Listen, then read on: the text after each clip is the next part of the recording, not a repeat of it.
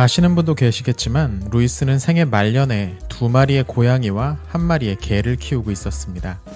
사실 이런 이야기는 루이스가 작정하고 쓴 공식적인 글들에는 별로 등장하지 않죠. 하지만 그가 개인적으로 쓴 친교를 위한 글들, 즉 편지들에서는 자신이 기르고 있는 동물들에 관한 이야기가 종종 나옵니다. 특히 고양이에 관한 언급이 잦은데요. 루이스 한 문장, 오늘은 루이스도 집사였다라는 주제로 그의 동물들, 특히 고양이에 관한 생각을 한번 살펴보려고 합니다. 참고로 오늘 영상은 개인적인 관심사와는 상관이 많습니다. 루이스는 어렸을 때부터 동물들에 대한 관심이 많았던 것 같습니다. 그건 아마도 가족적 전통이었던 것 같습니다. 한 기록에 따르면 어린 시절 루이스의 가족은 요크셔 테리어 1마리와 고양이 1마리, 톰이라는 이름을 가진 점박이 쥐 1마리, 그리고 피터라는 이름의 카나리아를 길렀다고 합니다.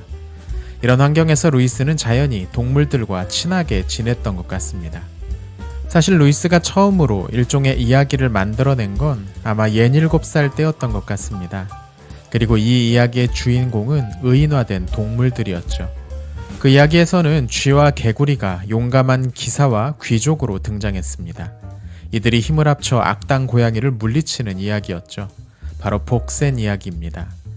루이스는 글을 배우자마자 이 이야기를 직접 펜으로 옮겨 쓰기 시작했습니다.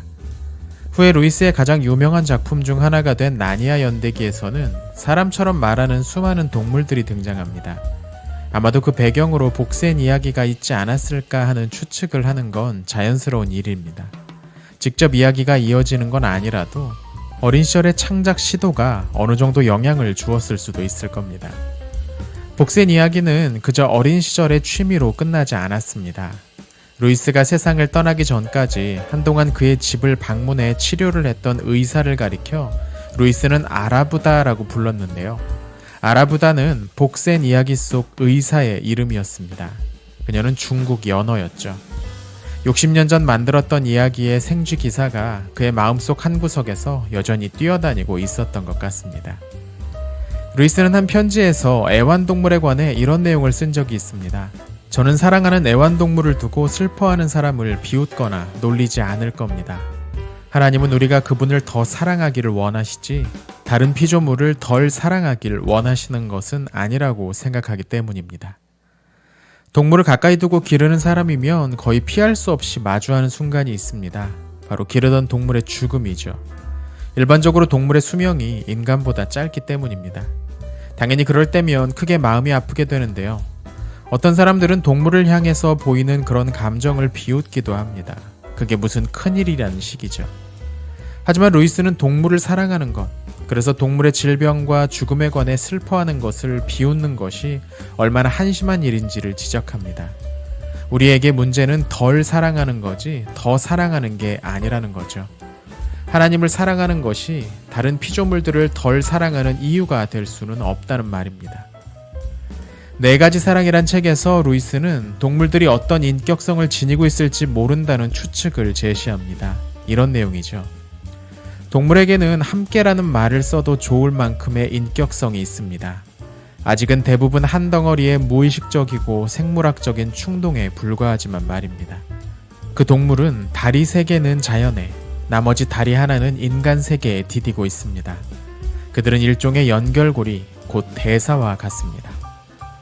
물론 우리는 동물들이 영혼을 지니고 있는지 알 수 있는 방법이 없습니다. 우리와 동물 사이에는 직접 대화가 불가능하니까요. 동물들이 보여주는 행동은 어쩌면 그저 조건 반사적인 것들일지도 모릅니다. 하지만 오랜 경험으로 루이스는 동물들이 위치한 특별한 자리에 관한 통찰을 조심스럽게 제시합니다. 자연과 인간 사이에 어딘가에 동물들이 있다는 거죠. 분명 동물을 가까이에서 기르다 보면 그 녀석들이 우리와 뭔가 통한다는 걸 알 수 있습니다. 비슷한 조건을 가진 다른 사람들에게는 보이지 않는 특별한 모습을 가까운 사람들에게는 보여줍니다. 동물들이라고 해서 천편일률적인 모습인 것 같지도 않고 각각 성격을 가지고 있기도 하죠. 루이스는 또 다른 책에서 동물들이 인간과의 관계를 통해서 좀 더 특별한 수준으로 올라설 수 있는 가능성에 대해 말하기도 하죠. 여기 인용한 이 말은 자연의 일부로서의 특성을 지니고 있지만 한편으로는 사람과 매우 가까운 애완동물의 특성을 위트 있게 보여주는 것 같습니다. 자, 그럼 본격적으로 고양이에 관한 루이스의 관찰 내용을 살펴볼까요?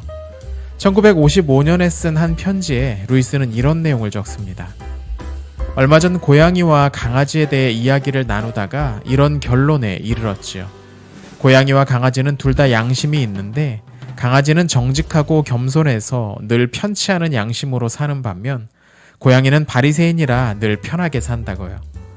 고양이가 가만히 앉아서 부인을 당혹스러울 정도로 노려볼 때는 자기가 다른 개들 같지 않다는 것, 저 인간들 같지 않다는 것, 저 다른 고양이들 같지 않다는 것에 대해 하나님께 감사드리고 있는 거랍니다. 재미있게 쓴 고양이와 강아지의 행동에 관한 묘사입니다. 눈치채셨겠지만 여기에 나오는 표현은 바리새인과 세리가 성전에 나와 기도하는 모습을 묘사하는 누가복음 18장의 이야기를 배경으로 합니다.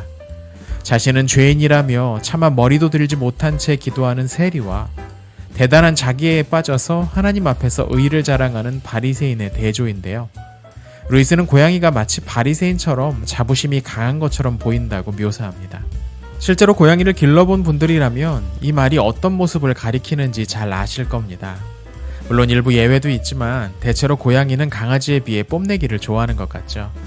사람을 보면 달려와서 꼬리를 흔드는 강아지와 달리 고양이는 때로 보고도 못 본 척 고고한 모습으로 저 높은 곳에서 내려다보기도 합니다.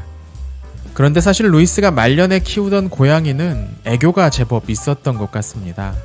그가 키우던 2마리의 고양이 중 하나는 샴 고양이였는데요. 이 녀석은 루이스가 조이와 결혼할 때 식구로 맞이한 고양이였습니다. 우리도 샴 고양이가 한 마리 있답니다. 크고 회색 털에 타날머리 모양을 한 토박이 고양이를 내심 더 좋아합니다만 샴 고양이가 섬세하고 매혹적인 동물인 것은 맞습니다. 우리 샴 고양이는 저를 잘 따르는데 제가 늘 녀석의 꼬리를 붙잡아 들어 올려주지요. 제가 고양이였다면 전혀 좋아했을 것 같지 않은데 그녀는 늘 또 해달라고 가르랑거리며 돌아온답니다. 안락한 소파에 앉아서 책을 읽는 루이스 곁에 다가와서 자신의 꼬리를 들어 올려주기를 바라며 엉덩이를 들이미는 샴 고양이의 모습이 떠오르는 장면입니다. 여느 고양이와 달리 꽤나 애교가 있는 모습이죠. 이런 고양이와 같이 살고 있으면 저절로 웃음이 나올 것 같네요. 루이스의 편지 가운데는 이 샴 고양이의 애교에 관한 내용이 종종 보입니다. 또 다른 편지에는 이런 내용도 있어요. 조이의 샴 고양이는 제가 아는 한 지독히도 말하기 좋아하는 동물입니다. 하루 종일 수다를 떠는 그놈은 하루에도 1000번씩 문이나 창문을 열어달라고 하지요. 루이스 곁에서 끊임없이 야옹거리는 샴 고양이의 모습을 묘사하는 문장이죠. 이 정도면 루이스와 고양이는 꽤나 친밀한 관계였던 것 같습니다. 고양이의 울음소리에 읽던 책을 놓아두고 창문을 열어주는 루이스의 모습은 꽤나 자상하죠. 그런데 루이스가 길렀던 또 다른 고양이는 좀 다른 성격이었던 것 같습니다. 그 둘을 비교하는 내용도 편지에는 보입니다. 쫓겨난 고양이를 거두어 주셨다니 다행이군요. 고양이는 정이 없다고 하는 사람들이 있는데 이해할 수 없습니다. 우리 샴 고양이를 보면 거의 숨이 막힐 정도로 정이 넘치거든요.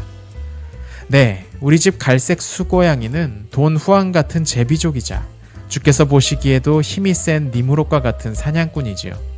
저한테는 눈길 한번 주지 않지만 다른 이들한테는 그렇지 않습니다. 자기 기준에 제가 그리 맞지 않는다고 여기는데 또 그걸 분명하게 표현합니다. 고양이처럼 그렇게 상대를 싸늘하게 무시하는 피조물은 해아래 또 없지요. 개를 때로 어찌나 싸늘하게 쳐다보는지 개가 거의 바닥 밑으로 기어들어가더군요. 샴 고양이의 애교와 달리 정말로 루이스를 바라보면서 무시하는 도도한 수코양이가 떠오르는 이야기입니다. 여기엔 창세기 10장에 나오는 니무롯에 관한 언급도 보입니다. 창세기에 따르면 니무롯은 세상에 나온 첫 번째 용사, 용감한 사냥꾼입니다. 도도한 고양이의 모습을 니무롯에 빗대는 상상력이 재미있네요. 또 천진난만하게 놀자고 달려드는 강아지를 살짝 째려보는 모습도 귀엽죠. 고양이는 때로 냉정한 모습을 보이기도 합니다. 또 다른 편지에는 이런 모습도 있습니다. 또 그놈들이 얼마나 약사빠른데요. 아마 그 수의사가 그놈들을 보는 것보다 그놈들이 수의사를 더 잘 꿰뚫어 볼 겁니다. 수의사가 자기에게 뭔가를 하려고 한다는 눈치만 보여도 바로 도망칠 준비를 하는 고양이의 모습이죠. 또 이런 내용도 있습니다. 네, 고양이를 싫어하는 사람도 있다니 참 이상하죠. 하지만 고양이들 자신이 이 점에서 최악의 가해자이기도 합니다. 녀석들이 사이좋게 지내는 경우는 아주 드물지요. 루이스는 정말로 동물을 좋아했던 것 같습니다. 그 중에서도 고양이에 대한 애정이 듬뿍 느껴지는 언급들이죠. 물론 동물에 관해 별 관심이 없는 사람들도 있을 수 있습니다. 다만 그런 성격이 창조 세계에 대한 무시, 나아가 파괴로 이어질 수도 있다는 걸 조심해야 하지 않을까 싶네요. 최근 동물을 학대하는 사람들에 관한 뉴스가 종종 들리는데요. 자기보다 힘이 약한, 말 못하는 동물을 괴롭히는 사람들이야말로 어딘가 매우 뒤틀려 있는 작자들이죠. 그런 인간들이 언제 동물이 아닌 사람을 괴롭히고 학대하는 단계로 넘어갈지도 모릅니다. 그런데 루이스의 글 중에는 조금은 다른 모양의 동물들에 대한 학대가 언급되어 있습니다. 4가지 사랑에 나오는 내용입니다. 필요를 채워주려 하는데 이를 받아들여야 할 가족이 당신을 거절할 때, 그때 당신은 손쉬운 대체물로서 애완동물을 이용할 수 있습니다. 그리고 그 동물을 일평생 당신을 필요로 하는 존재로 만들 수 있습니다. 그 동물이 죽을 때까지 유아적인 단계에 머물게 하고 죽을 때까지 허약하게 살도록 하며 동물에게 어울리는 진정한 행복은 다 빼앗은 채 오직 당신만이 베풀 수 있는 잡다한 탐닉거리만 필요로 하며 살게끔 만들 수 있습니다. 이건 동물을 그것을 기르는 사람에게 완전히 의존된 형태로 머물도록 전락시키는 태도를 가리킵니다. 특히 저는 그 동물이 죽을 때까지 유아적인 단계에 머물게 하고 라는 표현이 인상적인데요. 보통 사람들이 동물을 대할 때 그것이 자신보다 어린 상태로 상정하고 자신에게 의존하는 모습을 보일 때 착하다고 평가하곤 합니다. 동물 그 자체가 성장하는 것, 성체로서의 모습을 보여주는 게 자연스러운데 언제까지나 아기로 남아있기를 바라는 거죠. 동물들에게 어울리는 행복과 인간이 기대하는 행복이 늘 일치하지만은 않는 것 같습니다. 동물을 아끼고 사랑하는 건 좋지만 조금은 더 생각할 줄도 알아야겠죠. 오늘은 C.S. 루이스의 동물 관찰, 고양이에 대한 애정을 담은 문장들을 살펴보았습니다. 조금은 가볍게 볼 수 있는 내용이었는데요. 재미있게 보셨는지 모르겠네요. 이번 영상은 여기에서 마칩니다. 루이스의 또 다른 모습으로 다음에 찾아오겠습니다. 시청해주셔서 감사합니다.